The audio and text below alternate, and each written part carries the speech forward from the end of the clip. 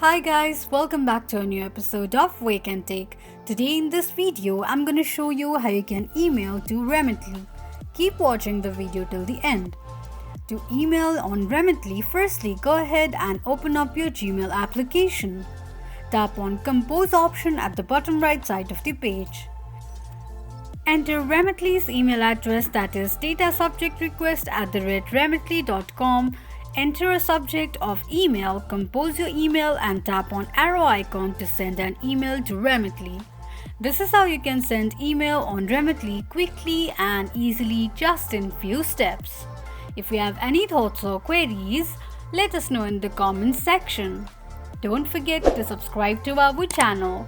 Also press the notification bell icon so that YouTube will notify you whenever we post a new video. I hope this video was helpful to you. Thank you so much for watching.